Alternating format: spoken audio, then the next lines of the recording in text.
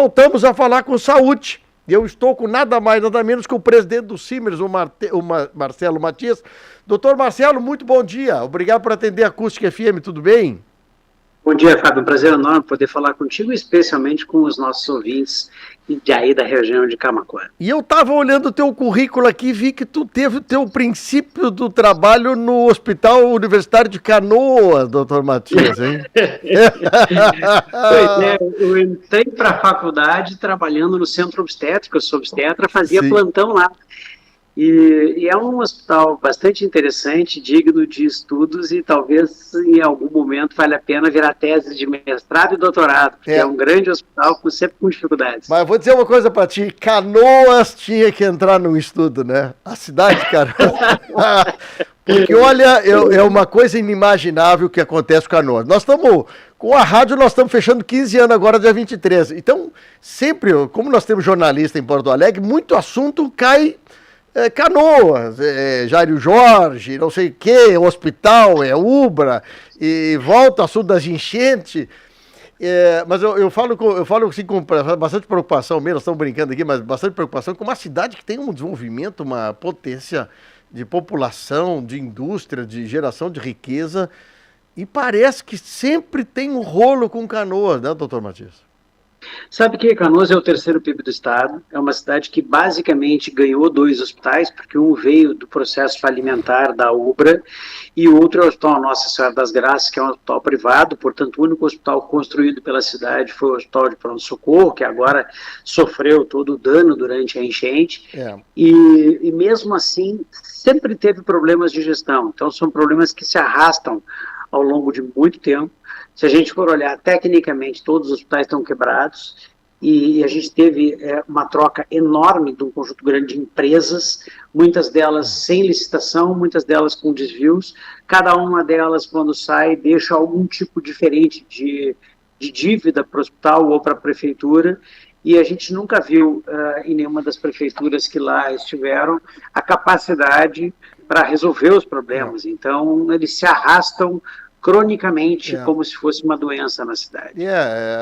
Nós agora falamos com a Lisiane Fagundes, que é a diretora do Departamento de Gestão e Atenção Especializada, porque assinaram contratos com a nossa região para ampliar o número de atendimentos especializados, assim, né?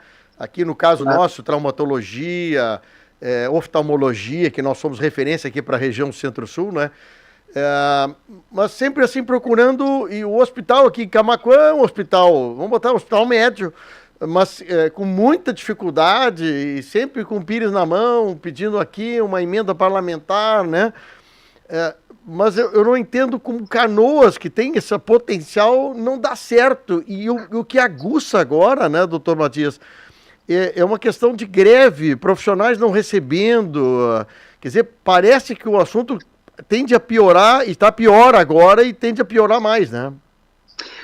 O que aconteceu lá foi algo que aconteceu em outras cidades também, que é o fato de que os prefeitos que estavam saindo julgaram ser interessante não pagar, especialmente os médicos, nos últimos meses. Então, ali em Canoas, a gente tem já dívidas da prefeitura que foram acumuladas desde antes do governo atual, em outubro, novembro, dezembro.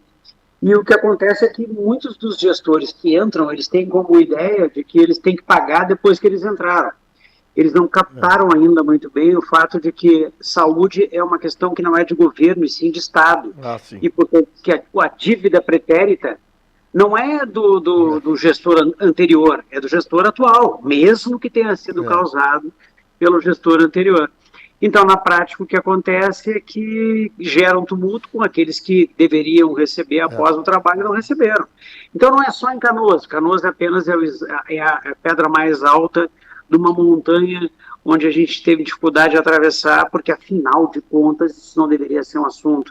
O pagamento pelo trabalho executado, desde a Lei Áurea, deveria ser a regra, e não é o que acontece ali atualmente. Tu sabes que eu falei, falando sobre esse assunto com a diretora de serviços estratégicos de ampliação, eu falei para ela, porque eu me lembro há muito tempo atrás, doutor Matias, chegava alguém aqui do governo, dizia assim, não, tem um plano novo, um projeto novo, o hospital assume o projeto, só que não garantia o dinheiro depois que o hospital assumisse.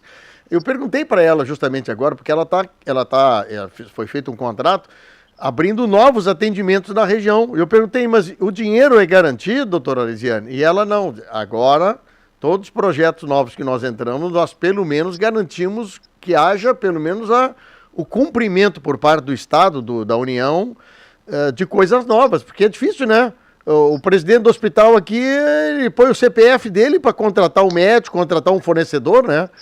E depois dá um problema, aí daqui a pouco ninguém quer mais ser presidente do hospital, né, doutor Matias?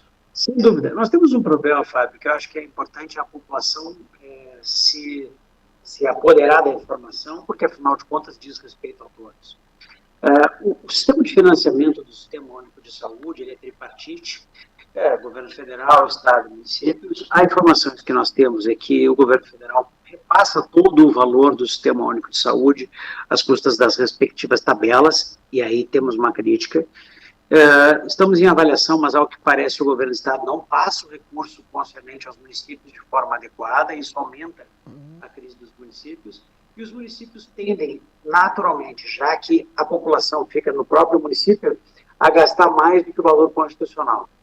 Eu sou muito crítico a essa forma de financiamento do sistema, porque o grande problema é que quando eu cristalizo o valor que vai ser aplicado em saúde em um faturamento por base de impostos, eu não noto coisas importantes. Primeiro, que o faturamento por base de impostos não é proporcional ao custo da saúde.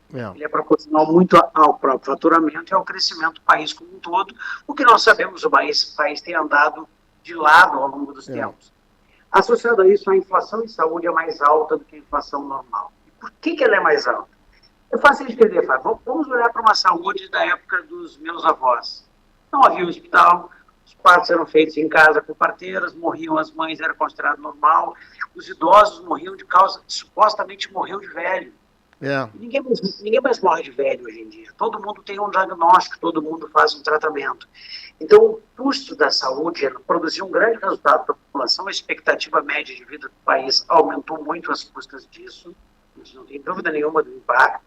Além disso, os tratamentos se ampliaram para várias questões que não haviam tratamentos prévios. E, portanto, a inflação em saúde, com pessoas que adoecem e têm tratamentos e vivem mais tempo, ele é maior. E a realidade é que há um desbalanço completo entre a fonte de financiamento e o custo em saúde. Por isso, nós temos que rediscutir essa situação, e isso causa impactos maiores ou menores, conforme a capacidade, inclusive, de gestão do município. O senhor sabe que o senhor está falando uma coisa, está vindo assim, é a questão de tu minimizar, né, doutor? Eu tenho alguns amigos, colegas também seus aqui que frequentam a rádio aqui, entrevistas, coisa, né? De tentar trazer o serviço de saúde numa excelência de resolutibilidade. Ficar menos tempo dentro de um hospital, né? Vai tratar uma ferida, que muita gente tem ferida, problema de diabetes, coisas. Tentar achar um jeito que a pessoa fique menos tempo no hospital, que uma criança vai fazer uma nebulização, que fique menos tempo. Existe hoje tipos de equipamentos que tu não precisa fazer nebulização, ficar meia hora dentro de um hospital, quer dizer, tu pode fazer em spray rápido, 2 minutos, né? O senhor é pediatra, sabe melhor que eu sobre esse assunto. Então, tentar aliviar a permanência das pessoas nas casas de saúde também é isso. Mas é um conjunto de coisas, né? Tu tem que ter instrumento no hospital, tem que ter medicamentos mais ativos, tu tem que ter profissionais, às vezes, com equipamentos ou medicamentos mais avançados ou novos até, mudando um pouquinho daquele negócio que sempre fiz daquele jeito, para que essas casas e as pessoas entrem e saiam das casas de saúde mais rápido, né? Existe isso muito, a técnica avançou de maneira muito grande, só para que você ter ideia, eu sou obstetra, na minha época a gente chegava a deixar 3 dias uma puérpera para ter alta, e hoje em dia a gente consegue liberar sempre muito mais precocemente do que isso. Cirurgias que antigamente eram cirurgias obrigatoriamente abertas, hoje são feitas por cirurgias endoscópicas muito mais rápidas, com uma internação menor. Mas para que você tenha ideia, como isso eleva custo, lá no Hospital Universitário de Canoas, eu tinha um conjunto muito grande de pacientes aguardando coisas básicas, tipo marca-passos ou stents para realização de cirurgias cardíacas bem mais simplificadas, a realização de, basicamente, cateterismos. E a gente tem dificuldade, ou seja, a gente tranca o paciente, ocupa o leito, gasta dinheiro, para o paciente é pior, e a gente não consegue resolver o problema. Então, nós temos uma questão crônica que avança sem ter uma resolubilidade, porque efetivamente as técnicas novas são muito melhores, mas muitas vezes elas custam um pouco mais caro. Entretanto, não tenha dúvida, elas são muito melhores para o paciente. E o Sistema Único de Saúde, segundo a nossa Constituição, diz que saúde é um dever do povo e um dever do Estado. É um direito do povo e um dever do Estado. Então chegou a hora desse direito ser cumprido e para isso tem que rever a base de financiamento. Pois é. E aí ficam os prefeitos aqui na ponta da estaca, né? Porque aqui o pessoal acha o prefeito, né? Para reclamar de saúde, vai o secretário de saúde, quando vem aqui na rádio, o senhor não imagina que o negócio parece um cortejo aqui, porque 50 pessoas falando sobre o assunto de saúde, né? Vem o outro cara aqui, o secretário de educação, 5, de saúde é 50. Então, a saúde sempre é muito delicada, um assunto importante, né? E nós temos que motivar os médicos também de estarem mais do interior, né? Eu acho que isso é importante, né? Eu falei o dia desse com o diretor seu lá de Pelotas sobre a caso da Santa Casa de São Lourenço do Sul, que também teve problema de pagamento, médicos não receberam durante 4 meses, é uma coisa complicada, né? E nós temos que fazer o contrário, nós temos que fazer no interior ser mais excelente as coisas, né, doutor Matias? Fazer que os seus colegas tenham vontade, assim, não, tem fila para vir para o interior, para que a gente possa também diminuir a pressão nos grandes centros, né? Eu não tenho a menor dúvida. Tem uma questão importante, Fábio, que eu acho que a população precisa saber, que há um conjunto de processos judiciais feitos por hospitais para a atualização da tabela, originalmente a tabela do SUS, por uma tabela chamada TUNEP. Ela é bem importante, é uma tabela oficial do próprio Ministério da Saúde que remunera de maneira muito mais adequada procedimentos de média complexidade para cima especialmente. Portanto, elas são capazes de dar tranquilidade financeira para os hospitais. E tem hospitais aqui em Porto Alegre que, na avaliação inicial dos processos judiciais, recebem milhões de reais e saem da crise. Qual o pequeno problema disso? Tranca no STF, ela está em análise dentro do STF, porque, afinal de contas, não são só os hospitais que entraram na justiça que têm direito, todos os hospitais deveriam ter direito.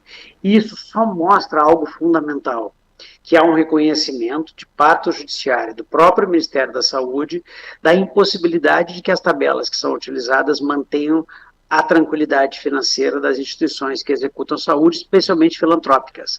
Então a gente tem uma preocupação, por incrível que pareça, a gente é o sindicato médico, mas eu quero que os hospitais tenham tranquilidade financeira, porque só assim eles vão conseguir fazer a remuneração adequada. E tem que ter esse equilíbrio, né? Você estudou, é médico, eu tenho um valor, agora do outro lado tem que ter uma casa de saúde suficientemente equilibrada para pagar o salário, não do médico, mas do enfermeiro, do fornecedor, né? Tem isso aí. Eu queria lhe perguntar uma coisinha rapidinho, doutor Matias, sobre a questão dos planos de saúde. Olha, como tem tido alteração, eu falo do IP, por exemplo, aqui em Camaquã, muitos profissionais e laboratórios saindo, Unimed, o caso de gente que só faz consulta, mas não faz tratamento, outro faz tratamento e não faz saúde. Como tá complicado parece que está havendo um desarranjo, né, nesse assunto de planos de saúde para os assegurados, né? Eu tenho uma absoluta convicção sobre isso. Os 2 eventos que nós tivemos, pandemia e depois enchentes, foram muito graves para os planos de saúde. E eu preciso separar a IP, que tecnicamente não é um plano de saúde, apesar de ser encarado como tal por todos os seus usuários, porque o IP tem um problema básico de origem. Se a gente olhar como ele foi formatado, ele foi feito de uma forma cujos riscos de insolvência eram claros desde o início. E as mudanças de conduta ao longo do tempo não foram capazes de evitar a crise que hoje existe. E a tendência natural, mesmo com o que aconteceu ano passado, é de que ele evolua para a insolvência com o passar do tempo. Ou seja, se não houver uma mudança da filosofia do IP, especialmente do financiamento, especialmente com participação do governo do Estado, a tendência natural do Instituto é evoluir para uma insolvência financeira. Já os outros convênios sofreram muito também, porque eles são vítimas, desde a interferência da Anvisa, que coloca procedimentos para os quais o financiamento não existe, portanto aumenta o custo desses convênios para os usuários, a da própria crise econômica produzida inclusive pela enchente. Então, quando uma empresa entra em falência, os seus funcionários acabam deixando de entrar para o convênio e os convênios também acabam sofrendo por isso. Por isso que saúde, isso é a coisa mais importante. Saúde é, de todas as ações do ponto de vista público, a que mais custa e a que mais dá resultado. ela é, no Rio Grande do Sul, como regra, a maior prioridade da população. Por isso, todos nós precisamos enxergar como algo fundamental para a tranquilidade e para o futuro público do nosso Estado e do nosso país. Então, as coisas são graves em várias situações. Obviamente, se a gente olha um local como a Unimed, ele tem uma tranquilidade maior, ele é um pouco mais de nicho, ele tem um financiamento maior, mas as coisas, quanto mais se aproximam dos públicos, ou quanto mais elas dependem do crescimento econômico, mais grave elas ficam a sua situação. Não é fácil, mas eu queria lhe perguntar justamente sobre isso. Eu fico muito feliz aí com as tuas colocações e vamos torcer aí para que Canoas e o Rio Grande do Sul, mas em especial Canoas, onde o senhor iniciou sua carreira, consiga dar uma volta aí e a gente tenha notícias positivas vindo daí, viu? Aguardamos ansiosamente, porque eu queria que Canoas saísse do meu radar, sabe? Quando o assunto fica em volta de mim é porque temos problemas. Eu quero os lugares que não cheguem no meu radar. Canoas sempre chega. Obrigado, doutor Matias. Um abraço para ti aí. Um grande abraço aqui.